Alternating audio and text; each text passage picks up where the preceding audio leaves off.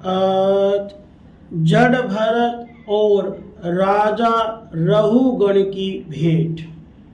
श्री सुखदेव जी कहते हैं, राजन, एक बार सिंधु सोवीर देश का स्वामी राजा रहुगण पालकी पर चढ़कर जा रहा था।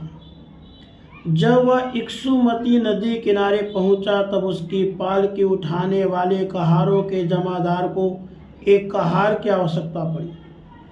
कहार की खोज करते समय देववश उसे ये ब्राह्मण देवता मिल गए। इन्हें देखकर उसने सोचा, यह मनुष्य हष्ट पुष्ट जवान और गठीले अंगों वाला है, इसलिए यह तो बैल या गधे के समान अच्छी तरह बोझा ढो सकता है।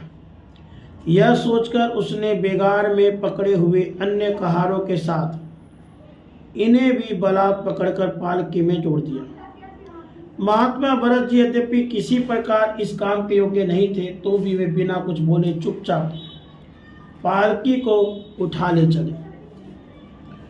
वे द्विजवर कोई जीव पैरों तले दब न जाए इस डर से आगे की एक बाण पृथ्वी देखकर चलते थे, इसलिए दूसरे कहारों के साथ उनकी चाल का मेल नहीं खाता था। अतः जब पालकी टेढ़ी मेढ़ी होने लगी तब यह देखकर राजा रहुगण ने पालकी उठाने वालों से कहा, अरे कहारों, अच्छी तरह चलो, पालकी की इस प्रकार ऊंची नीची करके क्यों चलते हो? तो अपने स्वामी का यह आक्षेप युक्त वचन सुनकर कहारों को डर लगा कि कहीं राजा उन्हें दंड न दे दे।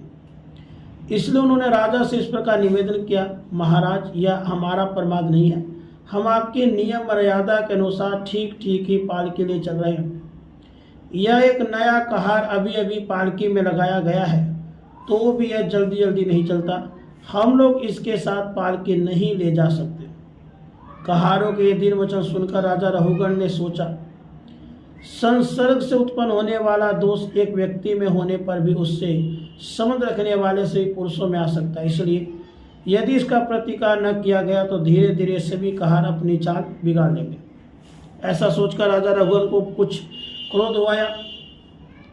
यद्यपि उसने महापुरुषों का सेवन किया था, तथापि क्षत्रिय स्वभाववश बलात् उसकी बुद्धि रजोगुण से व्याप्त हो गई और वह उन द्विश्रेष्ठ जिनका ब्रह्म तेज भस्म से ढके हुए अग्नि के समान प्रकट नहीं था, इस प्रकार व्यंग्य से भरे वचन कहने लगा, अरे भैया, बड़े दुख की बात है, अवश्य ही तुम बहुत थक गए हो। ज्ञात होता है तुम्हारी साथियों ने तुम्हें तनिक भी सहारा नहीं लगाया। इतने दूर से तुम अकेले ही बड़ी देर से पालकी ढोते चले आ रहे